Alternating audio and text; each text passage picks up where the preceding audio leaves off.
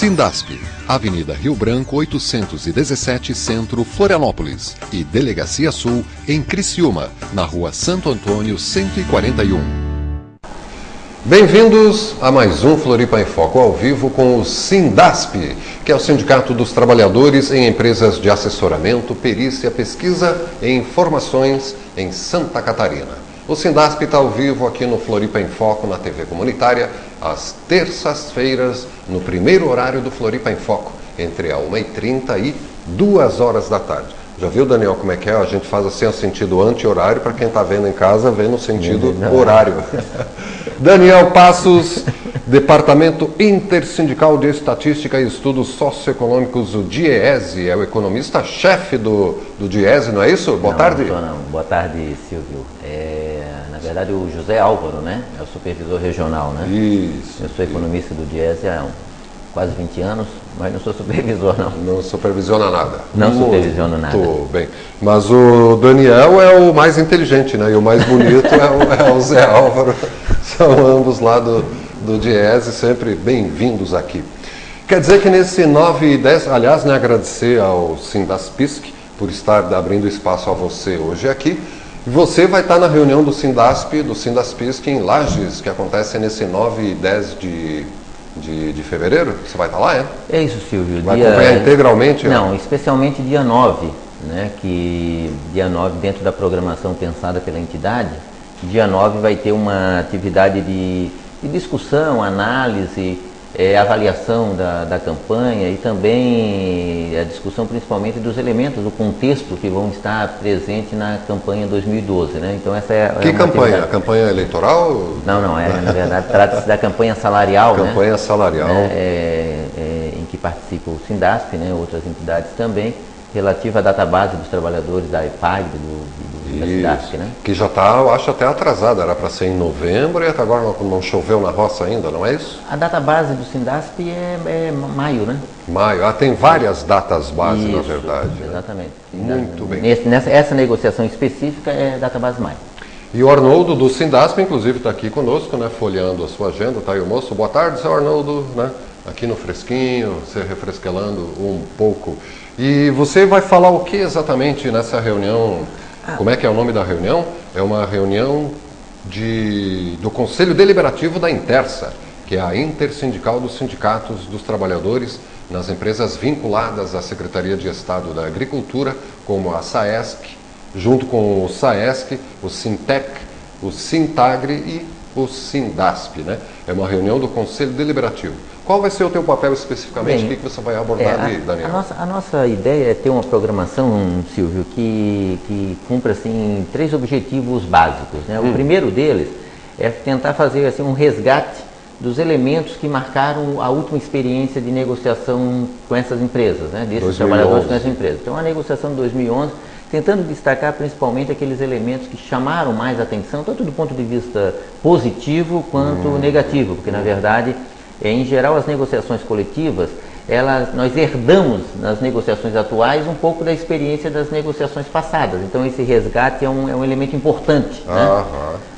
O segundo momento da atividade é discutir um pouco as perspectivas da negociação para 2012 e, com ela também, qual é o contexto, qual é a conjuntura, né, que vai estar por detrás dessa negociação, de tal modo que quais os elementos da conjuntura que vão estar influenciando positivo ou negativamente na negociação coletiva em maio. E o terceiro momento da atividade, no dia 9, trata-se de fazer uma discussão um pouco de algumas técnicas de negociação coletiva a partir da realidade desses trabalhadores, especialmente utilizando como referência a pauta de reivindicações.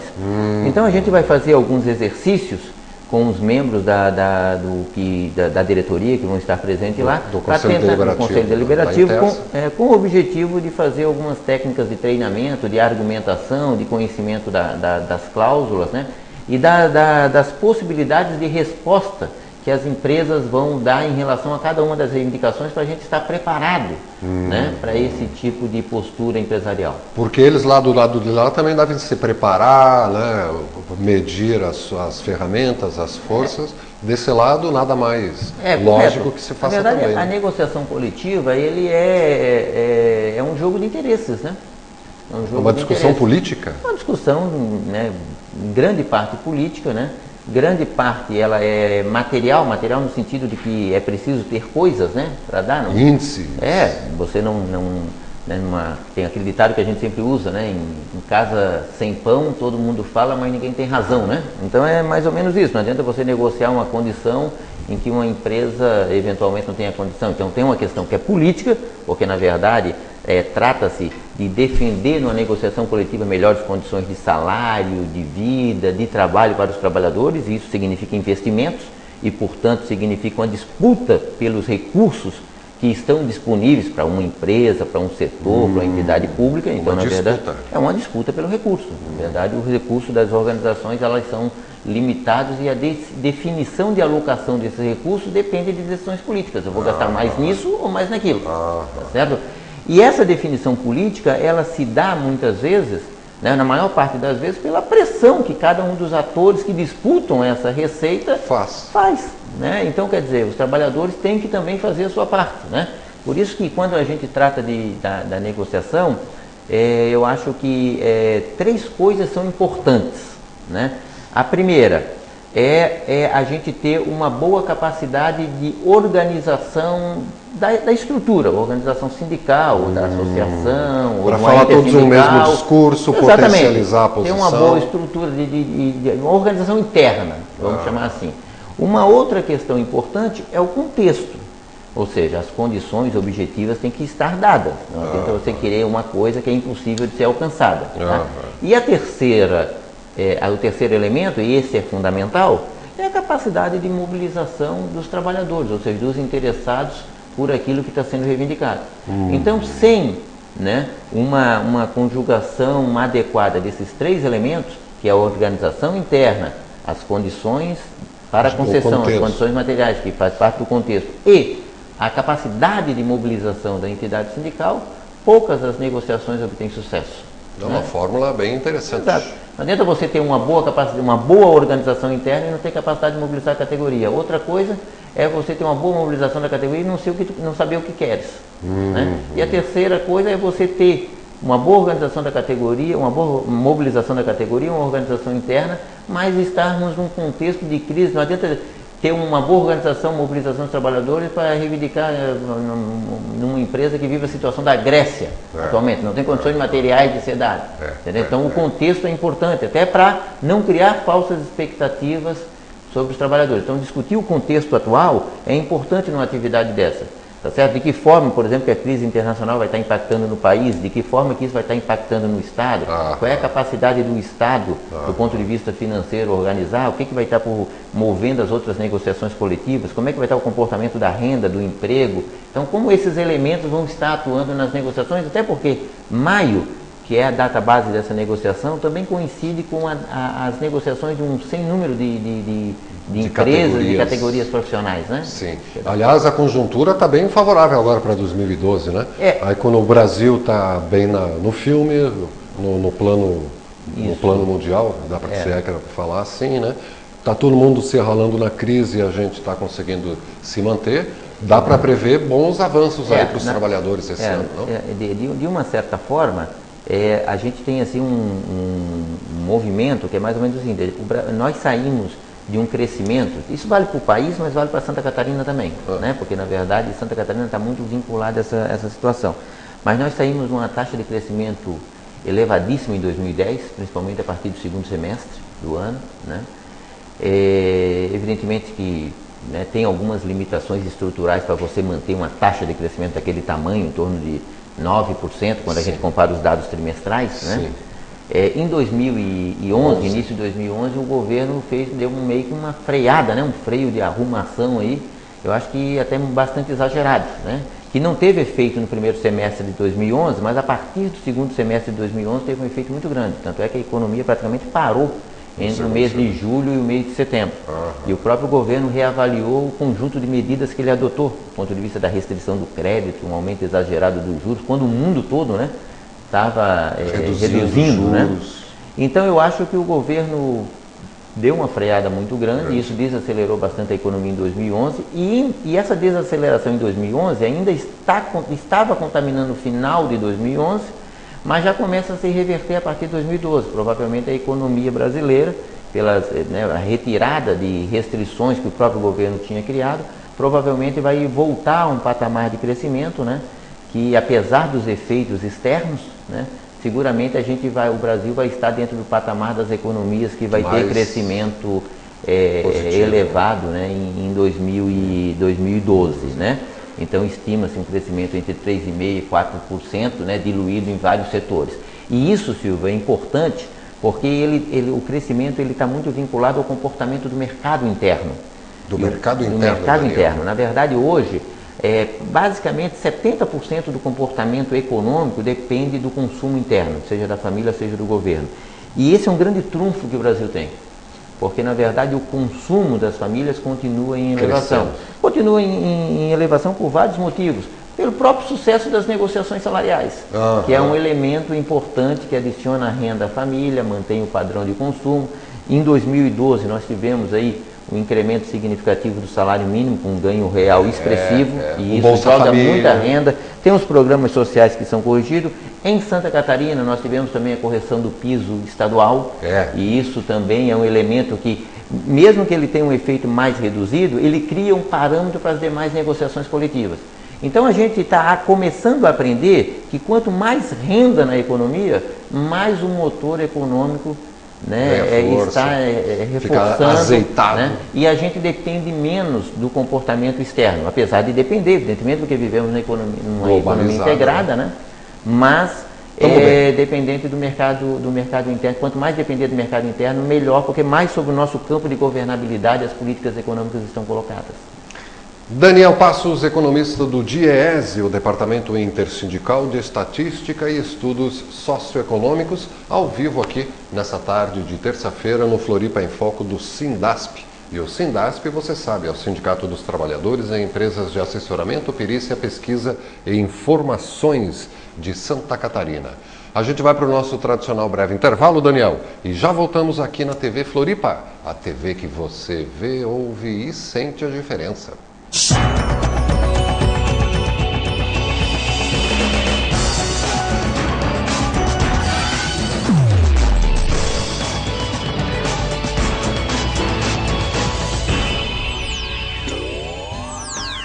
Sindasp, Delegacia Vale do Itajaí, na Rua Hercílio Luz 338 Itajaí, e Delegacia Oeste, na Avenida Getúlio Vargas 94S, Chapecó. Você tem fome de quê? Um programa voltado à saúde do trabalhador e sua relação com a sociedade.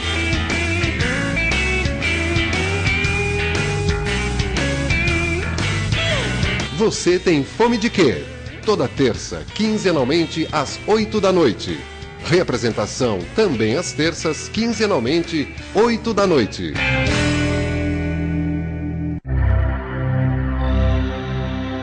TV Floripa. Você vê, você ouve, você sente a diferença. A pioneira das emissoras comunitárias de televisão em Santa Catarina. Esse é o país da diversidade. Eu sou preta. Preta e afrodescendente. Eu sou indígena. Eu sou branca. Eu sou amarela. Eu sou parda. E você? Jornalista de verdade assume essa identidade. Procure o sindicato e atualize sua ficha de cadastro. Essa é a campanha de autodeclaração racial e étnica da FENAGE.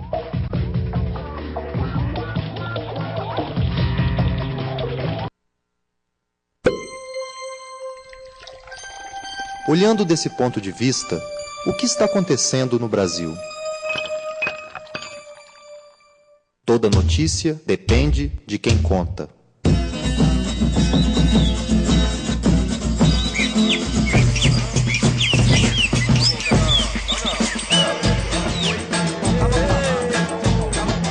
Cine Brasil de Fato.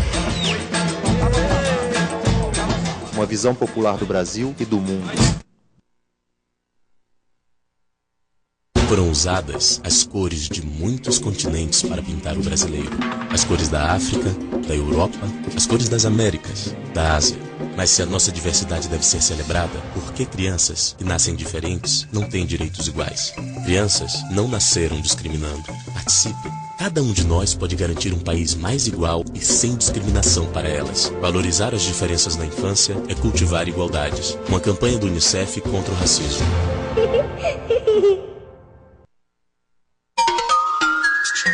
Você assiste a TV Floripa em seu computador.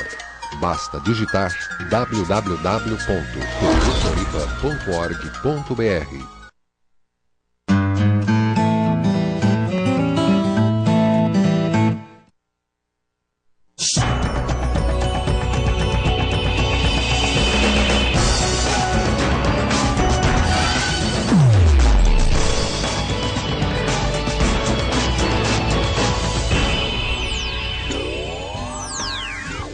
Sindasp, Delegacia Norte, na Rua Abdom Batista, 121, Joinville, e em Jaraguá do Sul, na Avenida Getúlio Vargas, 184.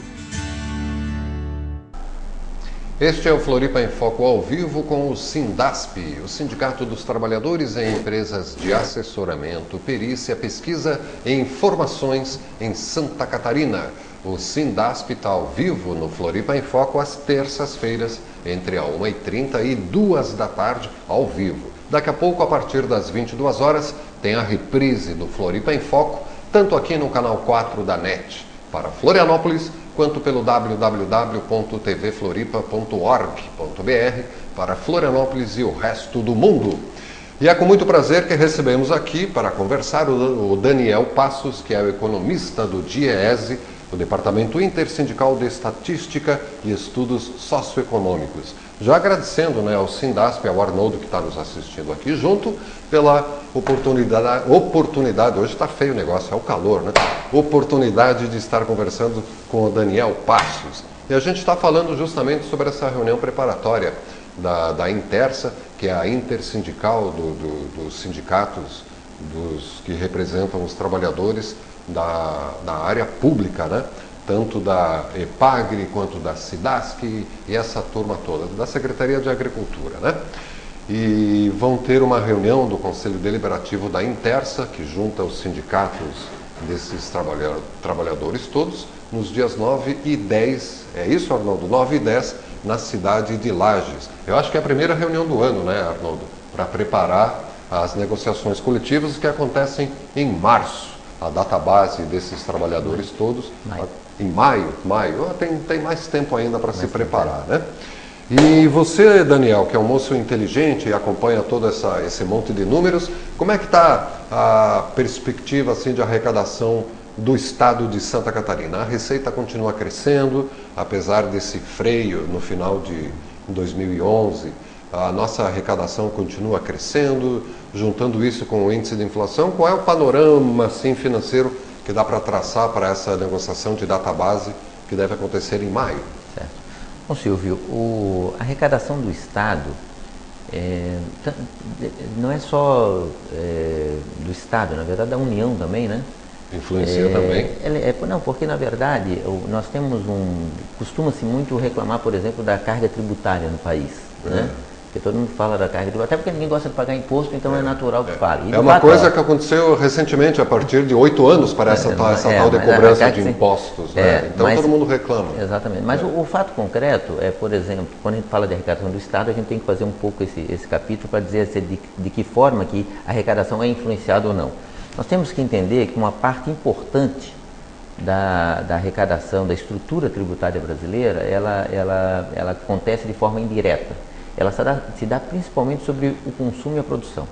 Lá no final da cadeia produtiva. Nós temos pouca incidência tributária, tanto sobre a renda quanto sobre o patrimônio. O patrimônio mesmo é irrisório, tanto é que nós temos uma concentração de áreas, né, agrícolas aí enorme. Se você for pegar a arrecadação do ITR, que é o Imposto Territorial Rural, é ridículo, né? Parece até que o Brasil não tem terra, né? Então se dá muito sobre o consumo. né? Por isso que mesmo quando, vamos ver, ano passado, por exemplo, você pega aqui o comportamento da economia catarinense, cresceu em torno de 4%, mas a receita do Estado cresceu em torno de 18%. Os números não foram fechados ainda, mas já cresceram em torno de 18%. Por quê? Né? Por que isso acontece? Isso acontece porque, na verdade, quando a economia começa a crescer, os fatores motivadores dessa arrecadação, ela se eleva. Não precisa aumentar a carga tributária, não aumenta imposto, não aumenta nada. Mas o que significa? Significa que tem mais emprego. Ano passado a economia gerou 2 milhões de emprego. Então, ao gerar 2 milhões de emprego, eu tenho mais arrecadação de fundo de garantia, que entra como receita tributária, tenho mais arrecadação de INSS, tá certo? Eu tenho um aumento da massa salarial, e com o aumento da massa salarial eu tenho arrecadação dos outros impostos, principalmente ICMS, tá certo? E se a massa salarial aumenta e eu produzo mais, eu tenho um aumento sobre a produção, que portanto um aumento sobre o IPI, o PIS, a COFINS, né? Então isso faz com que a velocidade de crescimento da arrecadação no Brasil, por ser indireto, ele acaba crescendo mais do que a taxa de crescimento do PIB. Então dizem, olha, o brasileiro dá uma falsa impressão de que você individualmente pagou mais imposto. Mas não, individualmente você não pagou mais imposto. É que a massa de contribuintes... A fórmula de se arrecadar imposto é exatamente, que ela se dá de forma lá. indireta. Se dá de forma, então, aquelas pessoas que não participavam do processo contributivo, porque eles estavam fora do mercado de trabalho, por exemplo, ao entrar no mercado de trabalho, passam a colocar. Então, isso faz com que haja uma certa proteção do ponto de vista da arrecadação. E é isso que explica, por exemplo, a taxa de crescimento da arrecadação do governo do Estado nos últimos anos. Não é agora, nos últimos anos, porque a economia está crescendo, obviamente. A estimativa do governo para 2012, né, no projeto de lei, né, que é a lei orçamentária do ano, ele trabalha com uma perspectiva de aumento de 14%. Uau, para 2012. Né? Para 2012. O crescimento da economia também é em torno de 4%. E ele de considera uma taxa de crescimento, nas premissas, ele considera uma taxa de crescimento entre 4 a 4,6%. Tá certo? Então, quer dizer, hoje a gente não está muito fora disso. Tá certo? Nós não estamos muito fora disso. Tem possibilidade de ter um reverso? Não, tem uma possibilidade. Tem a possibilidade de reduzir, de crescer um pouco menos, mas certamente nós vamos ter uma taxa de crescimento ali oscilando no mínimo em torno de 3,5%. Por conta dessa condição, nós acreditamos que o governo, mesmo que não alcance 14%, deve ficar com a arrecadação muito próxima disso aí, pela característica da forma de arrecadação. Tá certo? Então esse é um fator importante. E é claro, né, nós temos que considerar que quando a gente está tratando do aumento da arrecadação de uma forma geral, uma parte importante dessa arrecadação já é transferida automaticamente, porque são as transferências compulsórias, tá certo? É mais ou menos o governo brasileiro, né, arrecada um monte de dinheiro, mas uma parte desse recurso já é transferida imediatamente para o pagamento, é a transferência direta, por exemplo, Previdência Social, essas questões todas, né? Então eu acho que, de qualquer modo, a situação que a gente está vislumbrando é que provavelmente nós vamos ter um crescimento da arrecadação muito acima do patamar de inflação. Por quê?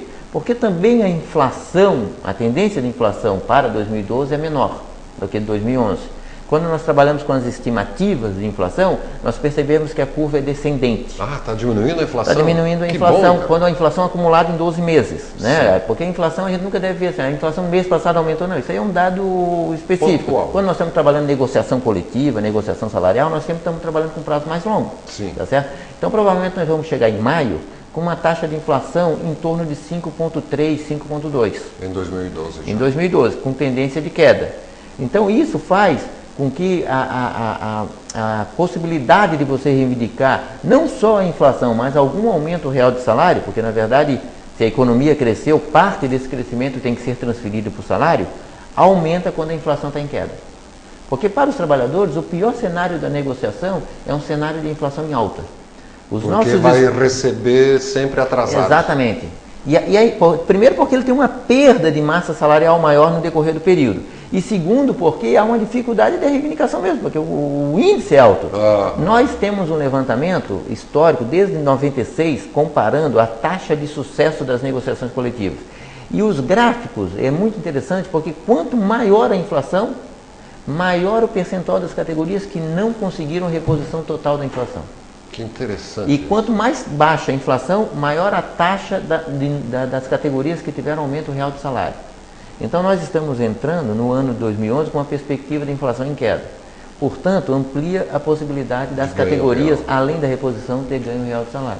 Então nós esperamos que isso também se repita em 2012. Evidentemente que isso não está dado. Sim. Isso depende daquilo que eu falei anteriormente. Das técnicas, precisa táticas. ter uma boa organização sindical, os trabalhadores precisam estar envolvidos, não é achar que as coisas vão vir por decreto. A negociação coletiva hoje no Brasil, hoje não existe lei salarial. Né? Tem muita gente que... Não existe? Não existe lei salarial. Até 94, as negociações coletivas tinham um padrão mínimo, que era aquilo que estabelecia a lei. Então chegava na database, você já tinha lá uma reposição mínima estabelecida por esta ou por aquela lei. A partir de 94, especialmente a partir de 95, né, as negociações salariais dependem da capacidade de negociação de cada sindicato. E a capacidade de negociação de cada sindicato está diretamente ligada à capacidade de envolvimento, de trabalho, né, dos trabalhadores, tá certo? Ou seja, são os trabalhadores que precisam construir as suas próprias, né, não só reivindicações, mas suas próprias conquistas. Né? Daniel Passos, economista do DIEESE, aqui ao vivo no Floripa em Foco, do Sindasp, que é o Sindicato dos Trabalhadores em Empresas de Assessoramento, Perícia, Pesquisa e Informações. Obrigado pela presença, Daniel, é sempre bom e pouco tempo, né? Daria para ficar falando milhões aqui sobre a economia, porque é uma coisa que realmente perpassa a nossa vida aí, né? De forma, como diz o Marx, a gente não contém a preocupação econômica, ela é que nos contém, né? Além de agradecer ao Sindasp, o que mais dá para dizer? Quer mandar um abraço para referendar alguma informação para fechar, querido? Eu queria agradecer o espaço também, né, a oportunidade de estar, né, tratando de algumas questões, principalmente sobre negociações coletivas, que é uma questão muito importante, porque a negociação coletiva na prática significa melhorar a condição de distribuição de renda no país, e essa continua sendo uma agenda primordial no Brasil mesmo, com o crescimento dos últimos anos, nós temos ainda um patamar de desigualdade de renda absurdamente elevado. E uma parte disso a gente consegue modificar, tá certo? A partir dos sindicatos, a partir das negociações. Se preparando para as negociações. Parabéns pelo trabalho, sucesso nos dias 9 e 10 lá em Lages, e vamos aguardar o seu Arnoldo aqui na volta para contar como é que foi nos Pampas Lagianos, né? Na terra do governador. Não perca a reprise desse Floripa em Foco logo mais a partir das 22 horas aqui no canal 4 da NET Florianópolis. TV Floripa, a TV que você vê, ouve e sente a diferença.